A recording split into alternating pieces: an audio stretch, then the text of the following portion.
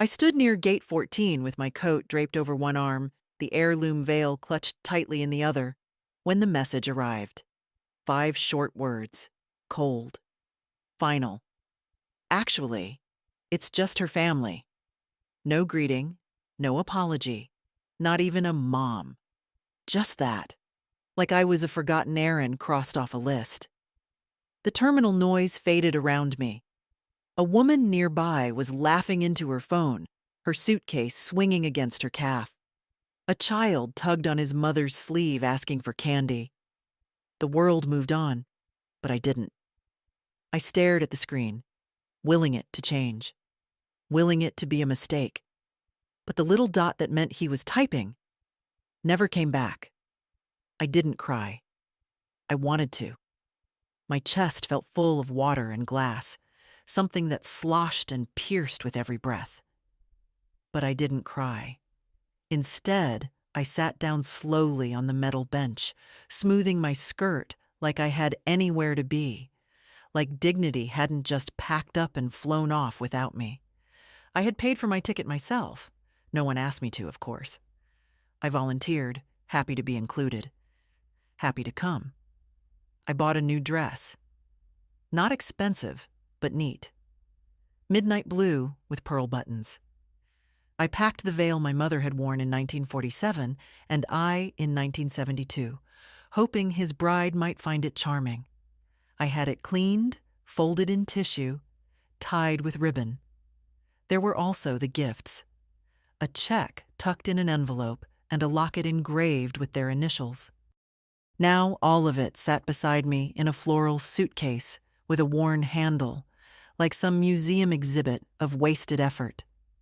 He knew I was coming, knew I'd booked the flight, the hotel, knew I was bringing the veil. He just waited until I'd arrived, until I'd landed, until I was standing in the place I came for him. And then he erased me with a text. I opened the message again, reread it as if tone might be hiding somewhere in the white space between the letters. It wasn't. It was what it was. I zipped up my coat and rose, holding myself straighter than I felt.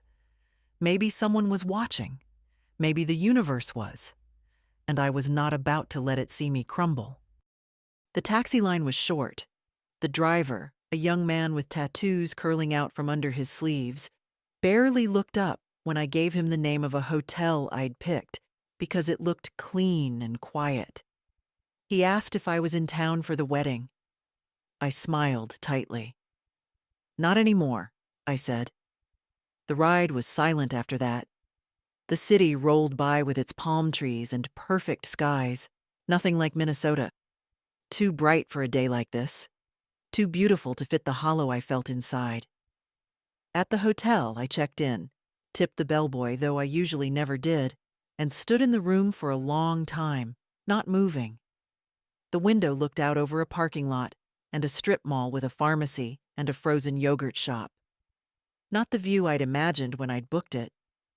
I unpacked the veil first, laying it gently on the bed like someone fragile and asleep. Then the locket. Then the card. I placed them in a row, like evidence in a case no one would prosecute. And then I sat in the armchair by the window and stared. He wasn't always like this. That's the thing. He used to cry when I dropped him off at kindergarten. He used to make me drawings of houses with me inside and hearts over the roof. He used to sit beside me while I peeled apples for pie and ask how the sun worked.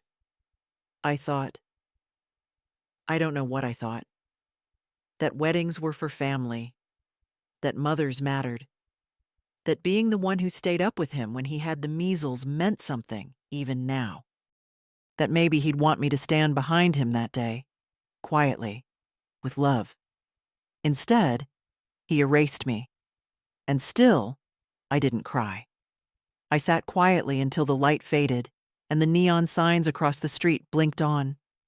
Then I stood, walked to the desk, took out the notepad and pen beside the phone, and began to write a list. It had 2 items on it. Cancel the transfer to James, his name. Call Margaret. Margaret is my lawyer. I hadn't spoken to her in months, but suddenly I knew exactly what I needed to say. Because if I no longer had a place at his table, I'd stop funding the feast. I folded the veil back into its box one last time. Then I placed the locket inside and sealed the envelope. Not with tears, but with resolve. The hotel room smelled faintly of lemon disinfectant and something older, old carpets maybe, or tired air. I stood at the little window with my hand on the curtain cord, watching the sky soften from gold to gray. My suitcase sat unopened at the foot of the bed, not because I'd forgotten it, because I wasn't ready to admit I was here, alone, without a purpose. I had come for my son's wedding. I had brought the veil. I had brought the gift. I had packed everything carefully. Extra stockings, my pill organizer, even a nail file in a Ziploc so it wouldn't get flagged at security. That kind of planning doesn't disappear just because someone uninvites you by text. I finally opened the suitcase. I laid things out like I was still going somewhere. Shoes on the floor, dress on a hanger, toiletries in the bathroom. And then I reached for the small wooden box wrapped in a handkerchief, nested in the clothes. The veil. It had belonged to my mother, Ruth. Handmade lace, delicate as breath. She wore it at her wedding, and I wore it at mine. I'd had it cleaned and restored, paid more for the preservation service than I'd paid for my own wedding dress. I imagined handing it to my daughter-in-law on the morning of her wedding, telling her how it came from women who stayed, who worked, who loved stubbornly. I imagined her smile.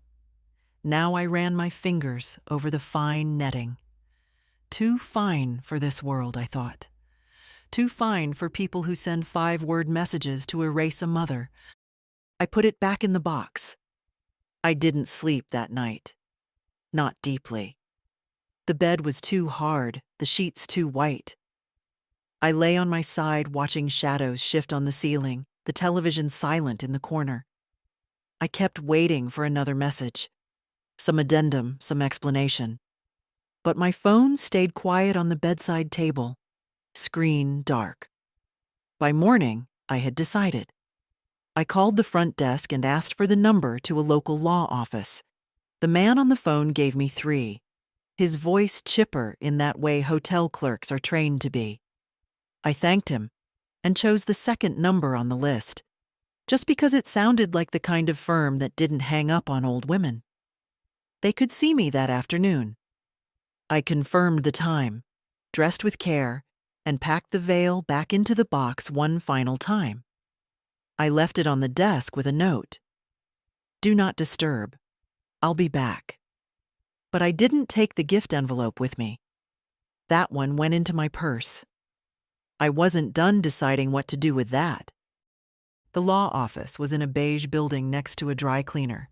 It didn't look like much, but the woman who met me in the waiting room had silver hair and the kind of direct gaze I trusted. "Ms. Whitney," she said. "I'm Anne." "I need to update my will," I said, without preamble, "and establish a trust." Anne nodded, not asking why. She took me to her office and poured me a glass of water. I liked her already.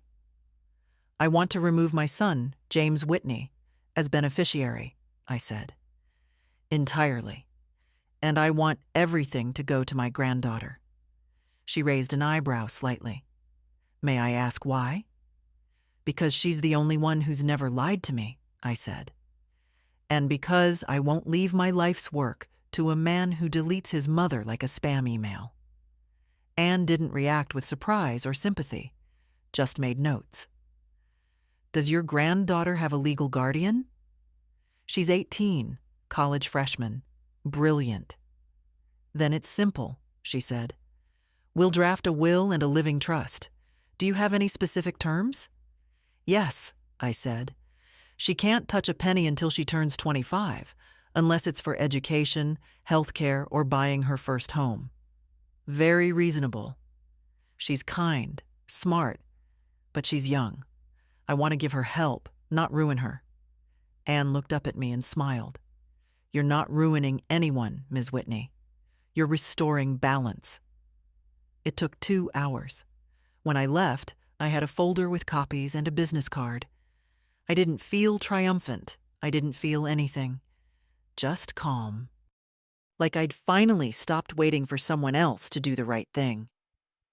Back at the hotel, the sun was beginning to set again. Another perfect California sky. I sat in the same chair by the window, but something was different. The veil was still on the desk. I didn't move it. Instead, I picked up my phone and texted my granddaughter, Clara. Sweetheart, are you free for lunch tomorrow? She answered within 2 minutes. Of course I am, Grandma. Where should I meet you? And just like that, I wasn't uninvited from everything. Just from one wedding. Clara had her father's eyes. That was always the first thing people noticed. Wide-set, dark, thoughtful. But where his had grown guarded with age, hers were open, searching. The kind of eyes that waited for answers instead of shutting down the questions. She met me at a little cafe 3 blocks from the hotel, wearing jeans and a white blouse, her hair pulled back in a braid like she had when she was 10. She hugged me the moment she saw me. You look beautiful, she said. I nearly said, don't lie, but stopped myself. Let her say it. Let her mean it. I'd spent too many years brushing off kindness, as if it had an expiration date. We ordered sandwiches and iced tea, and then she leaned forward and asked quietly, Grandma, what happened? I took a long sip of tea. Your father decided I wasn't invited, that's all. Her brows knit. But he said you weren't feeling well, that you might not fly. I smiled sadly. Did he? That's generous of him. She looked down, fiddling with her straw wrapper. He didn't say much, actually. Just that the wedding was small, that it would be mostly her family. Well, that part's true, I said. It was all her family. By design. She looked up, face tight, with something between worry and shame. He shouldn't have done that. No, I said softly. He shouldn't have. I didn't tell her how it felt in the airport, how my knees went a little weak reading that text. I didn't describe the silence in the room, the weight of the heirloom veil still folded in its box. Some things weren't meant for grandchildren to carry. Can I ask you something? Clara said. What happened between you two? You and Dad? I leaned back, the question sinking deep. What happened? As if it were one thing, a single moment, a clean fracture. But it wasn't. It was 1,000 small things, over years, like standing in the ocean and slowly realizing the tide is pulling you out. He changed, I said finally. College changed him. Or maybe life did. I don't blame him for growing. I blame him for turning his back. Clara didn't speak. She just listened. That alone meant more than she could know. When your grandfather died, I said, James came home for the funeral. He held my hand the whole time. Cried more than I did. He stayed for 3 days, and we cooked, and we laughed, and we remembered. And then he left. And with each visit after that, something closed off in him. I picked up my sandwich but didn't bite. He married fast, moved west. Got a job, a house, a new circle. He stopped returning calls, sent gift cards for Christmas instead of coming home. And when I offered help, he took it, but always with a kind of silence, like he was doing me a favor by accepting it. Clara was quiet. Did he ever say why? No. But I knew. Knew what? I hesitated. That I embarrassed him. Her hand froze around her glass. I was a public school teacher, not glamorous, not polished. I wore cardigans with loose buttons and brought Jell-O salads to potlucks. His wife's family, well, they come from money. They speak in a certain way, dress in a certain way. I never fit in. But that's no excuse. I shrugged. People don't need excuses to abandon you. Just convenience. Clara looked like she might cry, but didn't. She had my bones. I saw it in her chin. I want you to know something, I said. I'm not telling you this to make you choose sides. I'm telling you because no one else will. Because it's the truth. And because I want you to understand that what your father did to me has nothing to do with who you are or who you will become. She nodded slowly. Thank you for telling me. I reached into my purse and pulled out the envelope I'd meant for her father and his bride. Inside was the locket, not the check. That was already being rerouted. I brought this for the wedding, I said, but I think I brought it for you. She opened it gently. The locket was small and gold, engraved with delicate initials, C.W. and L.W. Clara Whitney, and long ago Louise Whitney, my mother-in-law. Inside, a photo of Clara at 5 and one of me at the same age. She blinked fast. I don't know what to say. Just say you'll keep it, I said. I'll keep it. The check would go to the trust. The veil would go back in the closet. But this moment, was enough. I had thought I'd lost a son, but I'd found a truth and a granddaughter who saw me. And that was something to build on. My husband died on a Wednesday. It was early spring, one of those bright mornings when the world feels too alive for grief. The daffodils were just starting to poke through the soil by our porch. I remember because I'd noticed them that same morning, bending to touch one, thinking how stubborn they were, how they always came back, no matter how hard the frost had been. He died quietly. No drama.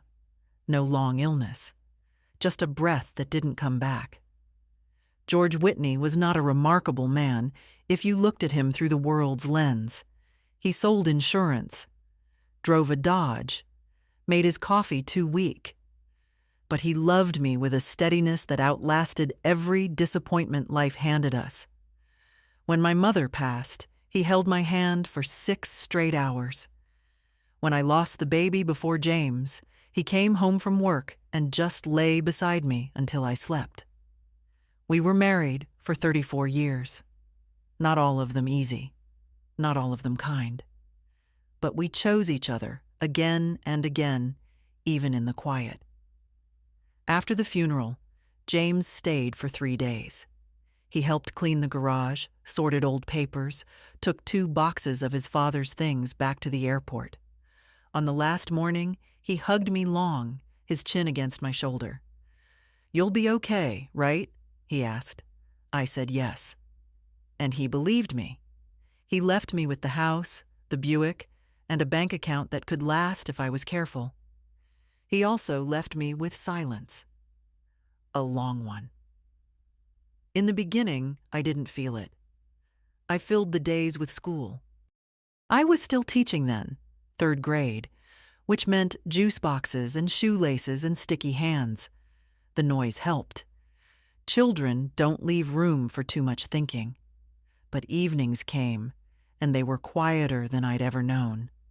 No voice from the other room asking where the good batteries were. No shuffle of slippers on the kitchen floor. Just the creak of the house and my own breath. The first year, James called every Sunday, always at 5. We'd talk about the weather, about my health, about what he was reading. Then it became every other Sunday. Then once a month. Then only when he needed something.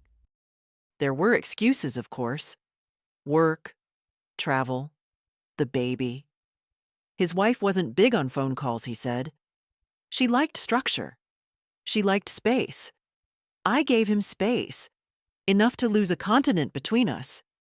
He never said it outright, but I could feel it in the way he hesitated before introducing me to new people.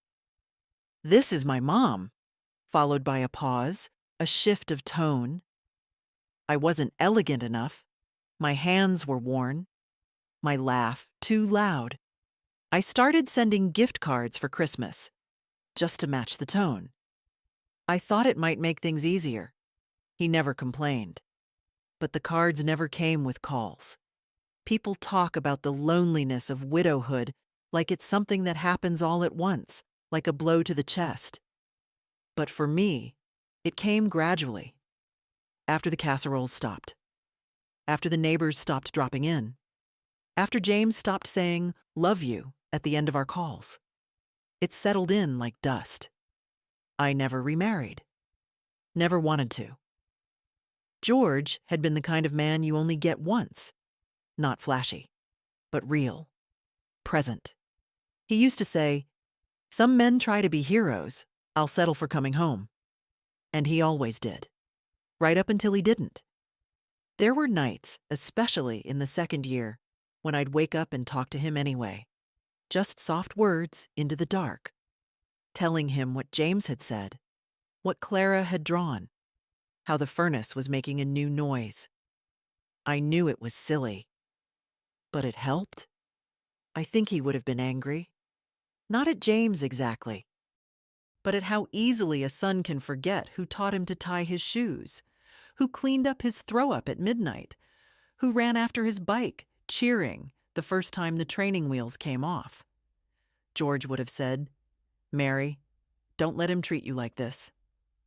I used to answer out loud, "It's just how he is now." But now, I don't know. Now, sitting in this hotel room with the veil boxed up, the will rewritten, and Clara drinking iced tea with her knees curled under her like a girl half her age, I wonder if George was right. Maybe I let it go too long. Maybe I excused too much. But not anymore. There's a drawer in my kitchen back home that sticks on the left side. You have to tug a little, then it slides open all at once with a clatter. That drawer holds everything I thought I'd never need to reference again. Receipts, bank letters, photocopies, old warranties, and a folder labeled James. I started it when he got married. At first, it was just for organization. I didn't want to forget what I'd given or promised in case he ever asked. But over time, it became something else. A record, maybe. A quiet ledger of what it cost to stay in someone's life when love wasn't enough. The first paper is from 2003, a $12,000 check, down payment for their first apartment. He said it would be temporary, just until they got on their feet. They moved out a year later, into a condo his in-laws helped finance. No one mentioned my part. Next is a credit card payoff. $6,800. He'd lost his job. Said the bills were piling up. I remember sitting at my kitchen table, reading his email twice before calling the bank. I told him not to worry. Mothers don't let their children sink, not if they can help it. Then came the baby. Clara, my shining light. When she was born, I offered a college savings account.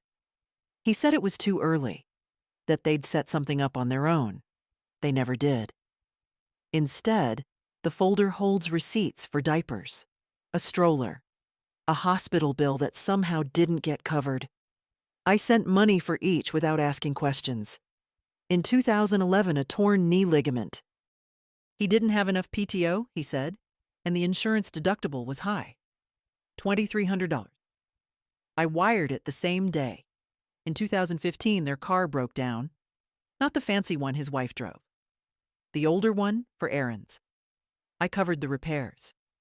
$120. A year later, the roof leaked. He called in the middle of the night. His voice rushed, low, like he didn't want someone else hearing. "Mom, I hate to ask, but..." He didn't hate it. I wired $8,000 that morning.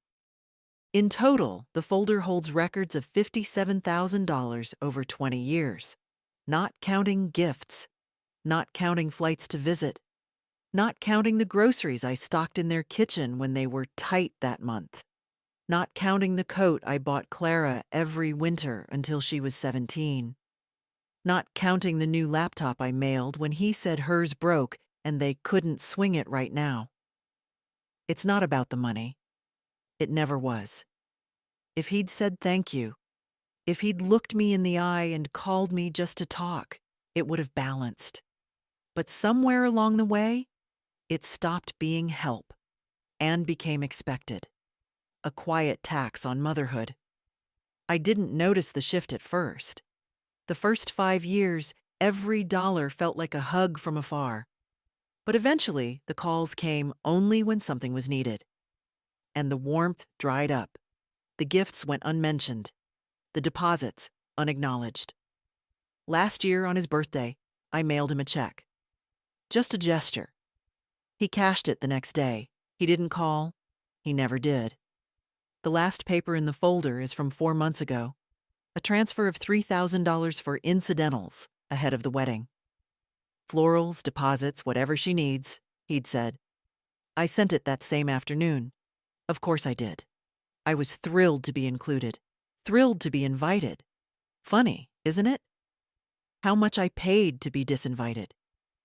I looked over the papers one last time before my trip. I'd pulled them out to remind myself that I wasn't imagining things, that the distance between us wasn't just emotional, that I hadn't dreamed the neglect. It was there in black and white. They say love doesn't keep score.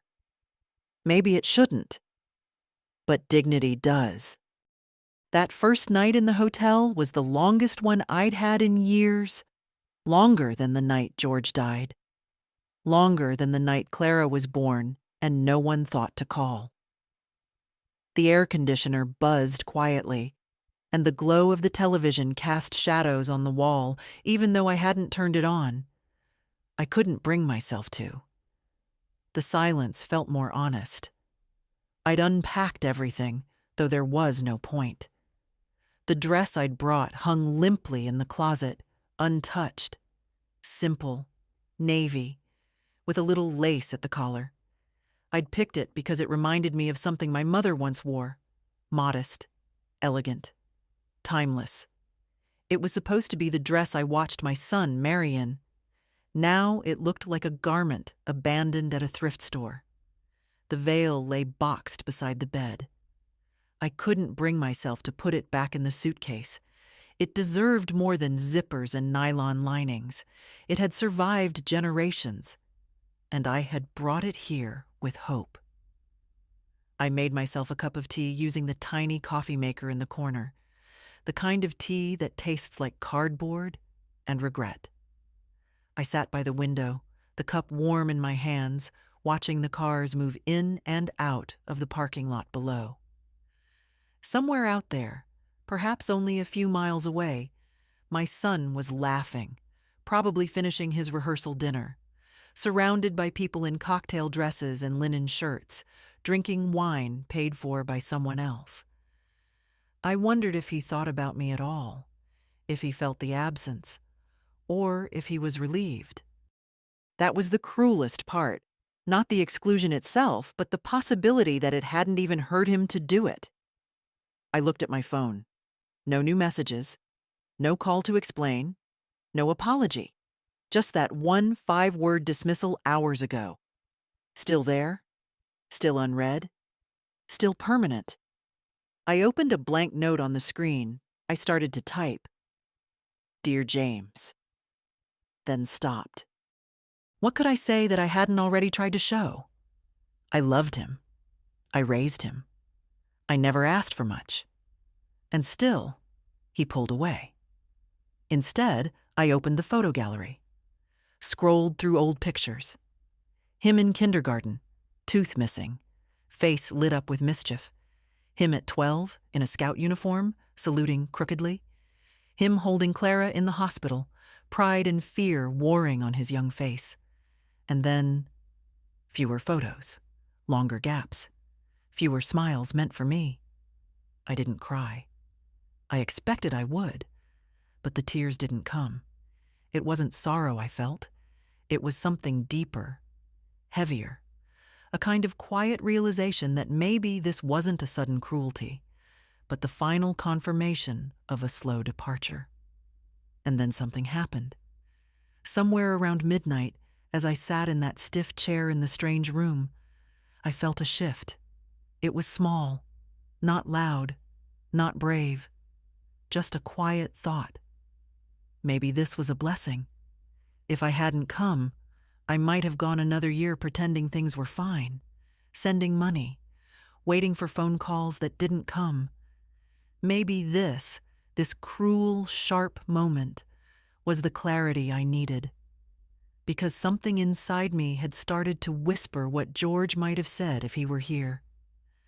"Mary, you have a life too." It startled me, that voice.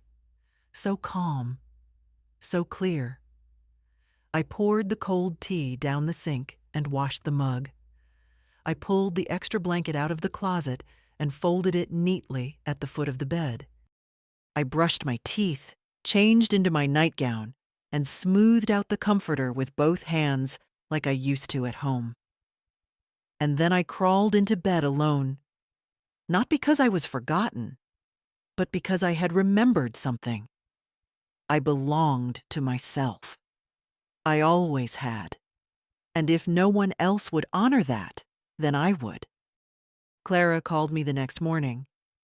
I was sitting by the window again, coffee in hand this time, trying to work up the appetite for the complimentary breakfast I knew I wouldn't touch. The phone buzzed gently against the table, and when I saw her name, something inside me softened. At least someone still thought of me first thing in the morning. "Grandma," she said, her voice tight. "I just heard. Dad didn't invite you?" I closed my eyes for a moment. "No, sweetheart. He didn't." There was silence on the line, but not the kind that happens when someone doesn't know what to say. It was the kind that fills with disbelief, with anger. I knew that silence. I'd lived inside it for years. I don't understand," she said finally. "He told me it was just going to be a small ceremony, family only. I assumed you were flying in early. I thought you were part of that." "I was," I said gently. "In my mind, I was." "Why didn't you say anything yesterday at lunch?" she asked. "Why didn't you tell me?" I took a breath. Because I didn't want our time together to become about him. I wanted to see you. Just you. I could hear her shifting, pacing maybe. She was like that, even as a child. Always needed to move when something didn't sit right. He never even mentioned it. Not once. How could he? "Because it was easier for him to lie than to look me in the eye," I said. "And because he didn't think anyone would ask questions." "Well, he was wrong," she snapped. "I'm asking. I'm going to ask him right now." "No, Clara." She stopped. I could feel it. "No?" she echoed. "This isn't yours to fix," I said. "It's not your battle. It's mine. And I've already decided how to handle it." She was quiet again, but not with that hollow silence. This time, it was listening. Understanding. "What are you going to do?" "I've already done it," I said. "The veil stays with me. The gift goes to someone who deserves it. And my money, Clara, my name, my legacy, it won't go where I'm not welcome." "You rewrote your will." "Yes." "And the trust?" Her voice was careful now, soft. "It's yours," I said. "Not because you asked, not because you're blood, but because you've never treated me like a burden." I could hear her breathing through the line. "Grandma," she whispered. "That's too much. I don't need—" "I know you don't," I said. "That's the point. You've never once made me feel like I owed you anything. That's why I trust you with it." She didn't speak for a long while, and when she did, her voice was steady, but thick. "I'll make you proud. You already do." A knock sounded at her end. Someone calling her, probably. Her father, I guessed. "I have to go," she said. "But can I see you again? After the wedding?" "I'd like that." "No," she said firmly. "I mean it. I want to stay close. I want to know you, really know you." And that, after everything, was the gift I hadn't dared to hope for. After we hung up, I sat still for a long time. The coffee had gone cold again. The world outside was waking up. Somewhere, James was tying his tie, checking his reflection, making jokes about florists running late. And he had no idea that his daughter had just stepped quietly away from the narrative he'd written. No rebellion, no scene, just a quiet, clear step. And maybe that was enough. The call to the bank wasn't impulsive. It was deliberate, measured, like setting down a heavy box you've carried too far for too long. I waited until mid-afternoon, when I knew the lines would be quieter. I'd checked the time difference. Minnesota was 2 hours ahead, and dialed the number printed on the back of my debit card. Not the mobile app, not the website. I wanted to speak to a person.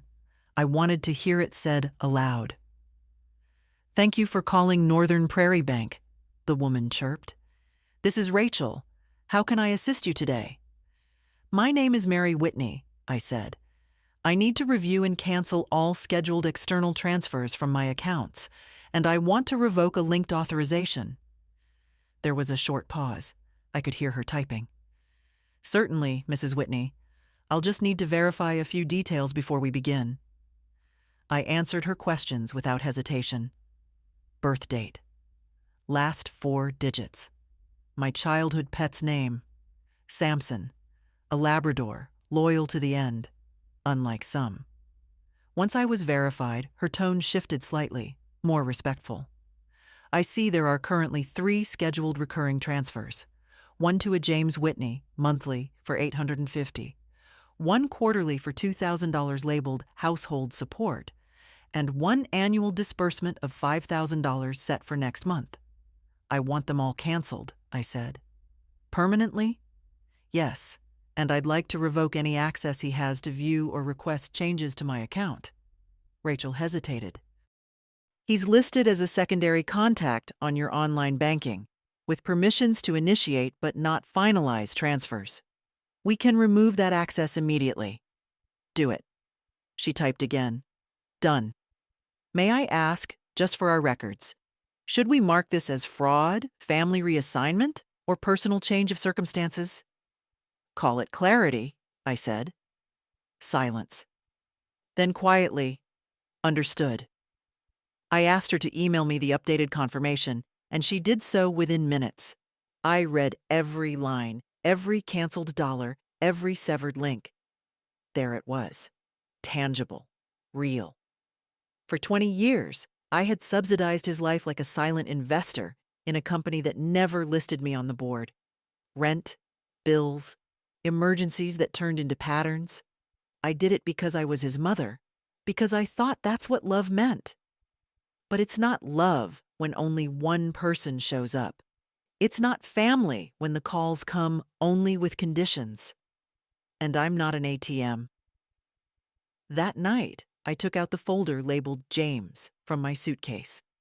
I had packed it on instinct, not knowing if I'd need it. Now, I opened it one last time. Each sheet felt heavier now. Not because of the money, but because of the silence that had followed each transaction. No thank you. No calls. Just quiet withdrawals. I stacked the papers neatly, placed them back in the folder, and slid it to the bottom of my suitcase. I would shred them when I got home. A new ritual. Not one of erasure, but of release. In the silence of the hotel room, I lay back on the bed, hands folded over my stomach. I didn't feel angry. I didn't feel bitter. I felt clean. The kind of clean that comes after you finally speak the truth out loud. Maybe James would call when he noticed. Maybe not. But for once, I wouldn't be waiting. The next morning, I walked. Not because I had somewhere to be, not because anyone expected me, but because the air felt good on my skin and I needed to remember what it meant to move without purpose, just for the sake of feeling alive. The hotel was near a small downtown square, the kind with benches and old trees that had survived half a dozen sidewalk renovations.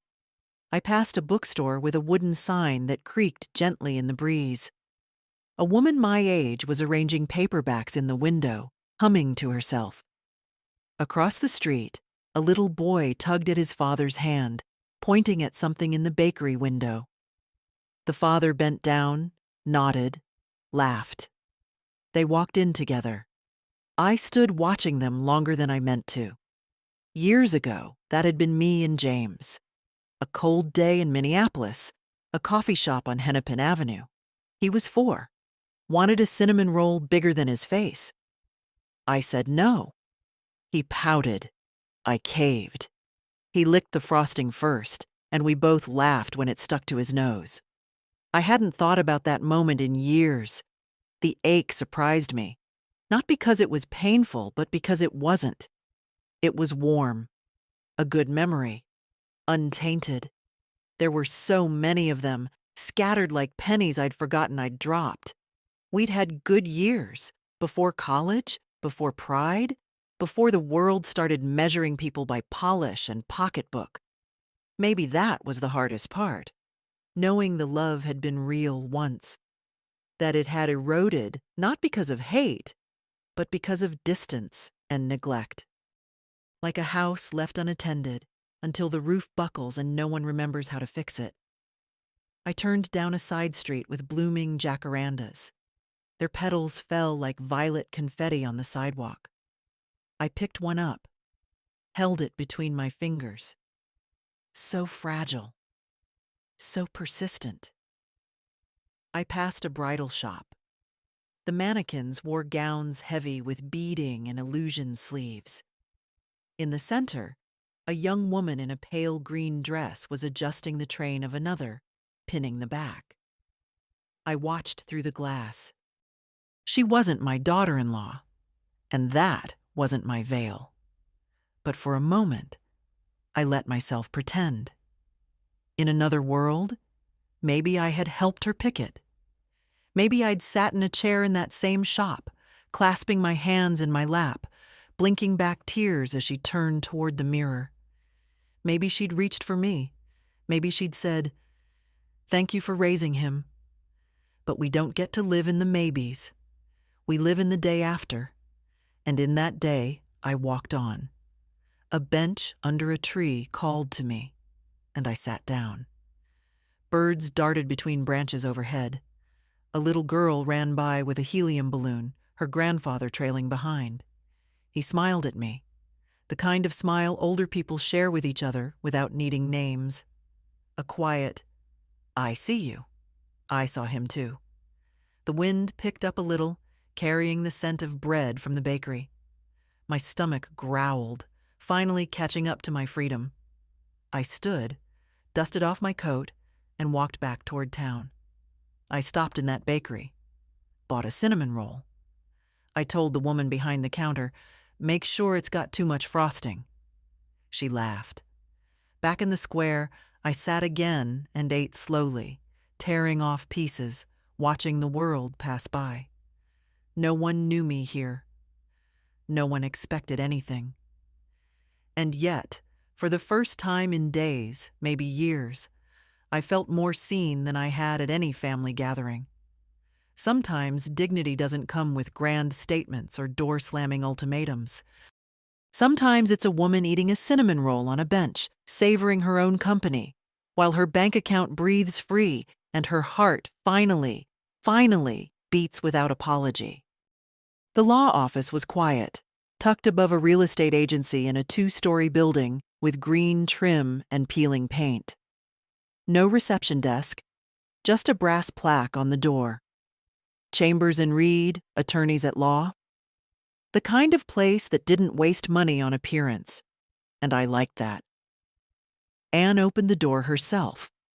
She wore the same navy blazer, the same composed expression. She offered me a seat and poured water into a thick glass. I didn't need it. I wasn't here to soften anything.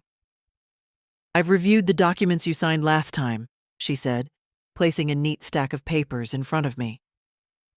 "We've removed your son as a beneficiary and added your granddaughter as the sole recipient of the living trust and estate."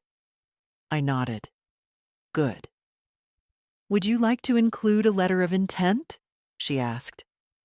"Sometimes it helps clarify choices if anyone contests." "No one will," I said. "He won't fight for something he didn't know I still had." She raised an eyebrow slightly but didn't push. "All right. We've also drafted the irrevocable trust, as you requested. The terms specify access for education, housing, or medical expenses until age 25, after which Clara has full control." "Perfect," I said. "She's responsible, but I want her to earn the rest, not expect it." Anne tapped the folder, then folded her hands.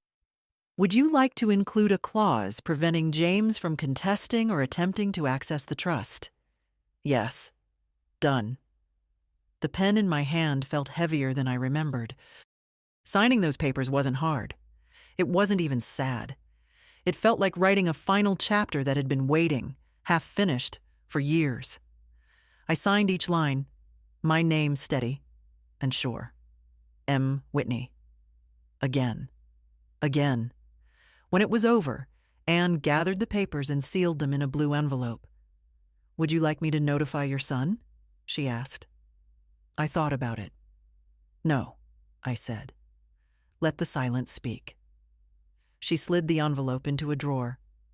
"Then we're finished." As I stood to leave, she placed a hand gently on my arm. "You know," she said, "most people come in here clinging to their decisions like they're hoping someone will talk them out of it. You didn't flinch." "I've already spent 20 years flinching," I said. Downstairs, the sun had shifted. Afternoon light stretched long across the sidewalk. I stood there for a moment, holding my bag, feeling oddly light. I hadn't just changed names on a document. I'd rewritten the legacy of my own story.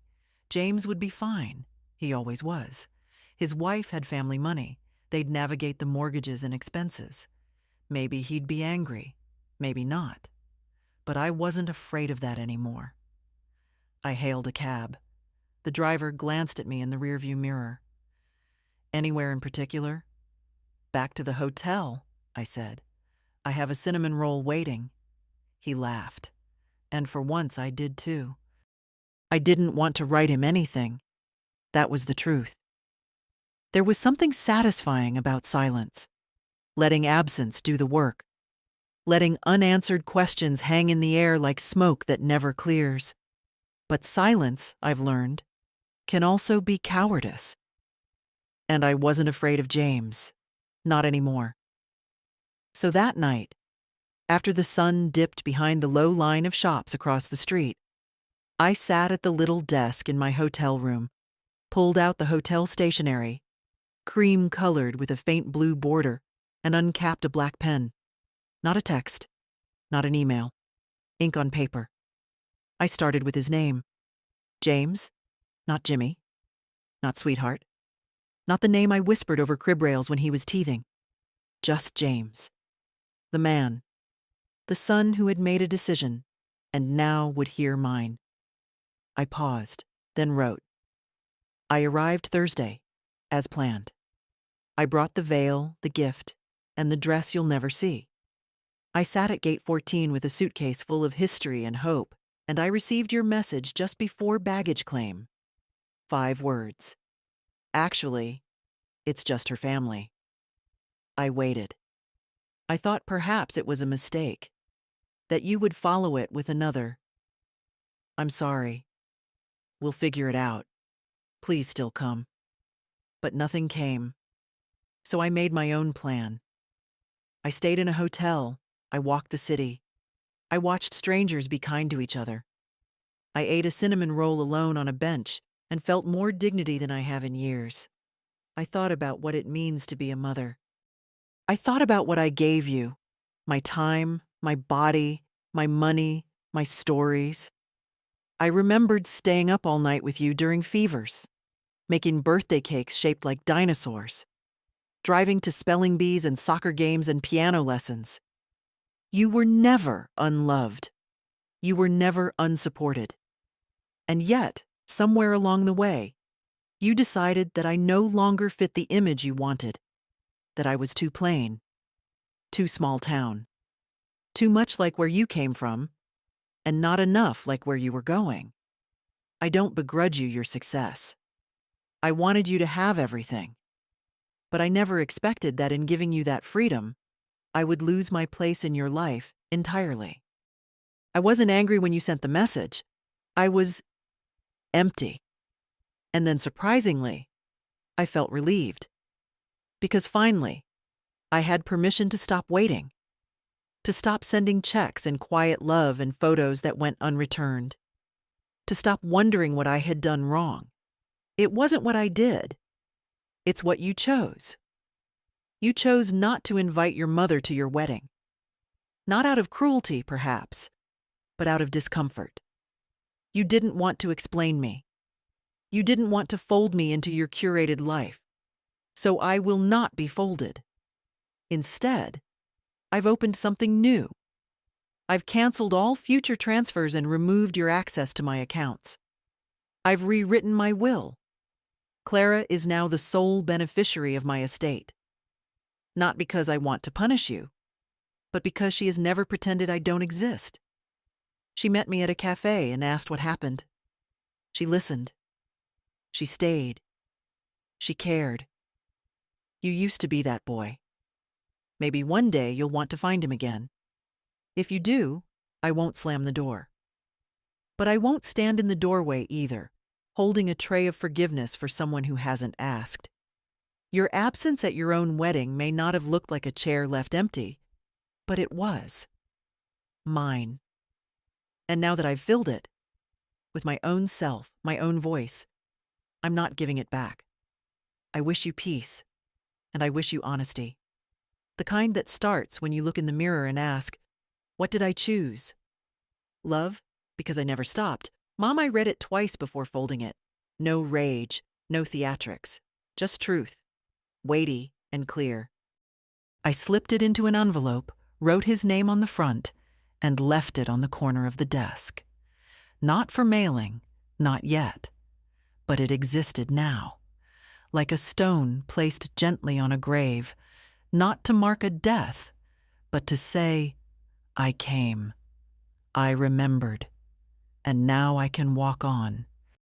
The morning of the wedding dawned like any other, sunlit, clean, with a breeze that tugged gently at the palms outside my window. No fanfare, no ache, just morning. I had no invitation, no seat among the rows of white chairs, but I knew the time, knew the place. Clara had mentioned it once without realizing what she was giving away. So I dressed. Not in the navy dress I'd brought for the ceremony, but in a soft gray blouse and slacks. Comfortable, clean, appropriate for sitting in a garden, watching life go on without needing to be part of it. I took a taxi. The venue was a private estate on a hill, the kind of place that photographs well. Stone pathways, arched hedges, pale roses blooming too perfectly to be real. The gates were open, guests filtering in, all pastels and linen and laughter. I didn't go inside. There was a bench across the street, shaded by an old jacaranda tree. I sat there, veil in my bag, hands folded, quiet, not hiding, just witnessing. A man parked a golf cart near the entrance. Two women in matching silk dresses adjusted each other's hair. A young couple posed for a selfie beside the ivy-covered arch. I could hear the distant murmur of music warming up, strings soft and pleasant. I watched them arrive, each one oblivious to the woman across the street who'd paid for more than one of their champagne flutes. I saw James, too. He stepped out of a black car, tall and polished, laughing at something the best man said. His tuxedo fit him perfectly. His hair was combed the way I used to do when he was 5, parted to the side, smoothed with a little water. He didn't look toward the street, didn't glance back, as if the world behind him had never existed. I wasn't angry. I thought I might be. That seeing him in his final act of exclusion might break something in me. But all I felt was distance, the kind that doesn't hurt anymore. A woman in a pearl pink gown approached him. The bride, I assumed. Her smile was radiant, practiced. She looped her arm through his and said something I couldn't hear. He nodded. They walked toward the archway, guests rising, and I stayed on my bench, invisible and whole. Somewhere inside, vows were being exchanged, promises made, toasts prepared. I hoped it would be a kind marriage. I hoped they'd find something lasting. But I wasn't part of that story. Not anymore. The ceremony lasted 22 minutes. I know because I counted. Birds came and went. A dog barked in the distance. Someone spilled what looked like white wine on their shoes. And then the applause came, loud and cheerful. People filtered back down the walk. Music picked up. Cameras clicked. James posed with his in-laws, with friends, with the officiant. Not with me. Never again with me. I stood up then, quietly, smoothing my shirt, brushing a few petals from my lap. I didn't feel bitter. I felt untethered. There's something powerful about seeing a moment you were excluded from and realizing you survived it. I turned away from the estate, walked back toward the city, past shops, past the cafe where Clara and I had met, past strangers who smiled at me like I belonged. And I did. Because sometimes, family isn't who invites you to a wedding. It's who meets you the next day for breakfast, just to hear how you slept. Clara met me the next morning. She didn't wear makeup. Her hair was in a loose bun, and she looked tired in a way that had nothing to do with sleep. But when she saw me, she smiled. Not politely, not out of guilt, but with something quieter. Relief, maybe, or recognition. We sat outside a small cafe near the park, the same one where we'd met before, though we didn't mention it. She ordered tea. I asked for coffee. Strong. For a while, we just sat. The hum of morning life moved around us, dishes clinking, bikes rolling past, someone's dog yipping at pigeons. How was it? I asked gently. She blinked. Strange. How so? It all looked beautiful. Perfect, really. But it felt thin. I nodded, letting her find her words. No one mentioned you, she said. Not once. I kept waiting for it. For someone to say, too bad Mary couldn't be here, or even just ask where you were. But they didn't. That doesn't surprise me. She bit her lip. I wanted to say something. I almost did, during the toasts. But I didn't want to make it about me, or you, or anything. You did the right thing, I said. No, I don't think I did. I just did the easy thing. I looked at her carefully. Her eyes were red-rimmed, but steady. That Whitney steadiness. It skipped her father but came through in her. You're not responsible for my pain, Clara. I know, she said, but I still felt it. She pulled something from her bag, a folded napkin. Inside was the locket. She laid it on the table between us but didn't push it toward me. I brought it with me yesterday. I kept it in my dress pocket the whole time. That's not a pocket piece. I know, she smiled, but it felt right, like I was carrying you with me. I touched the locket gently, then slid it back toward her. It's yours, I said. Not just to keep, to wear, to carry forward. She looked down at her tea. I think Dad knows I'm upset. He tried to joke with me last night, but I barely answered. You don't have to choose. But I already have, she said quietly. Not sides, just truth. I know who's honest with me. I know who sees me. I felt something shift in me then. Not triumph, not victory, just healing. Like a door long swollen shut, finally creaking open. I wish I could promise it won't get harder, I said. But it might. The older you get, the more people will ask you to pretend things are fine that aren't. She nodded slowly. You're the only one who's ever said that out loud. I reached across the table and held her hand. You don't owe anyone silence. She squeezed back. Neither do you. We sat like that until the sun got too warm on our shoulders. Until the tea cooled. Until the waitress came by and smiled, saying, You two look alike. And for the first time in years, I believed it was a compliment. Because I wasn't just someone's forgotten mother. I was Clara's grandmother, and that was more than enough. I flew home on a Tuesday. Same airline, same suitcase, but everything felt different. The air in the terminal didn't press against my chest like it had days before. My steps were slower, but steadier. I wasn't leaving anything behind. Not really. I was taking something with me, something I hadn't known I'd needed. The end of pretending. The flight was quiet, a few businessmen scrolling through slides, a couple with a toddler between them, dozing against each other's shoulders. I read a book I didn't finish, stared out the window, ordered tomato juice just to taste something real. The Minneapolis sky was soft and low when we landed, not dramatic, not cold, just honest, the kind of gray that asks nothing of you. A cab took me home. The driver didn't speak much, and I didn't fill the silence. The streets looked exactly as I'd left them. That was a comfort, not a disappointment. When I stepped through my door, the familiar creak greeted me like an old friend. The house smelled faintly of dust and lavender cleaner. Nothing had changed. And yet, everything had. I set my suitcase down gently and walked through each room like I was seeing it new. The kitchen, with its chipped tile. The living room, where George's chair still sat beneath the reading lamp. The bedroom, where the photo of him and James as a toddler still rested on the nightstand.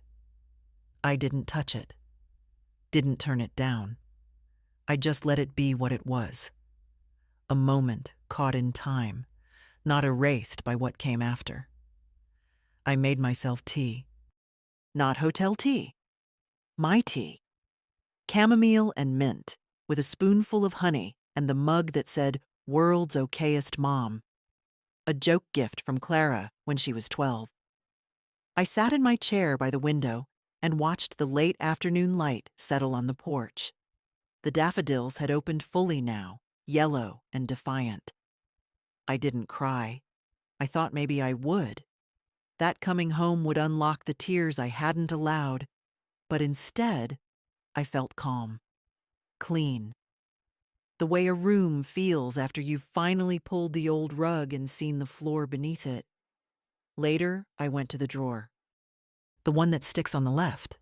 I opened it, pulled out the folder marked James. I sat at the table, turning each page over one last time. Receipts, transfers, notes. Each one a quiet record of a love that had expected nothing in return and received exactly that.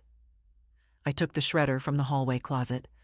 I fed the pages in slowly, one by one, not with spite, with peace. This wasn't punishment. It was pruning. What doesn't grow gets cut back. When I finished, I emptied the bin into a paper bag and set it by the back door to go out with the trash. It felt light, considering how much of my life had just passed through those blades. Then I opened the small linen closet and reached for the box. The veil. I laid it out on the bed, careful as always. Ran my fingers over the lace. I didn't cry then, either. Instead, I smiled. The veil had been worn by strong women. Ruth, who raised 4 children through wartime. Me, who buried a husband and kept going. It didn't need another wedding to have value. It didn't need another girl to wear it to matter. It had already done its work. I folded it back into its cloth, tied it with the same ribbon, and placed it in the cedar chest. Maybe Clara would want it one day. Maybe not. I wouldn't ask. That choice would be hers, the way this week had finally been mine. Before bed, I opened my phone. A single message from James. "Hope you're doing okay. Ceremony went well." I stared at it a long while. Then I deleted it, not unanswered, not angry. Just unnecessary. I climbed into bed. Same side. Same blanket folded at the foot. I turned off the light, let the quiet fill the room, and breathed. No one was going to rewrite the past, but I had rewritten my place in the present. And in the morning, the daffodils would still be standing. So would I. It's been 3 months since the wedding. The seasons turned slowly here, as they always do. The trees shifted from pale green to that fuller, heavier shade they wear just before the heat sets in. My garden's blooming again. Lilacs this time, and some stubborn tulips I thought wouldn't return. I spend more time outside now, not to escape the house, not to busy my hands, just because the world feels gentler when I'm not trying to prove anything to anyone. I water the plants, watch the neighborhood kids ride their bikes too fast, bake small things no one asks for, and I rest. I rest in a way I hadn't realized I'd forgotten. Sometimes Clara calls. Sometimes she comes by. We don't talk about the wedding, not anymore. We talk about her courses, the book she's reading, a boy she's not sure about. She brings coffee sometimes, leaves wearing one of my old cardigans. Always says thank you. Always hugs me longer than needed. That's our rhythm now, not a replacement. A beginning. James hasn't called, not since that message I never answered, and I don't expect him to. I don't need closure anymore. That's the thing no one tells you. Sometimes the answer isn't reconciliation, it's release. Letting go without bitterness. Stepping out of someone's shadow and realizing the sun still finds you. I've been cleaning out drawers. Not because I'm preparing to leave, but because I finally want to live in a house that holds only what serves me. I gave away 4 coats, 2 vases, 3 boxes of Christmas lights I don't have the ladder to hang anymore. It feels good to unburden without mourning. I found an old photograph yesterday. Me and James at the lake. He was maybe 9. I had a bandana around my hair and sunglasses too big for my face. He's holding a fish, grinning wide, his hand in mine. I didn't cry. I just looked. He was a good boy once, and I was a good mother. That much, no wedding can erase. I put the photo in a drawer, not to forget, but to stop waiting for it to come back to life. Some memories are best left quiet, like dried flowers pressed in a book. You don't need to hold them every day. It's enough to know they're there. And if you've read this far, I'll tell you the truth. I'm not sad. Not in the way people expect. I grieved my son long before that text. What I feel now is lighter. Like I've stepped out of a room that was dim for years, into the honest morning light. It doesn't mean I don't love him. It means I love myself more now than I used to. That's the gift I gave myself this year. Not revenge, not retribution. Dignity, ownership, silence. Chosen rather than endured. And if you, sitting wherever you are, reading this, have ever felt pushed aside, erased, or uninvited by the very people you built your life around, Let me tell you something simple. You are still the author of your story. They don't get to write your ending just because they stopped reading halfway through. Stand up. Sit tall. Shred the old accounts. Wear the dress anyway. Eat the cinnamon roll. Speak the truth, even if it shakes. And if they didn't save you a seat, pull up your own chair or walk away entirely. But don't you dare believe you're disposable. You are not. You are the root they grew from. And you, my dear, are allowed to grow again on your own terms, in your own light. If this story moved you, share it. Tell someone who needs to hear it. Leave a comment. Say, I see you. Because I promise, someone is waiting for those words. And if you've ever sat alone at the airport with a suitcase full of love and nowhere to place it, know this: you're not the only one. And you are never, ever too late to begin again.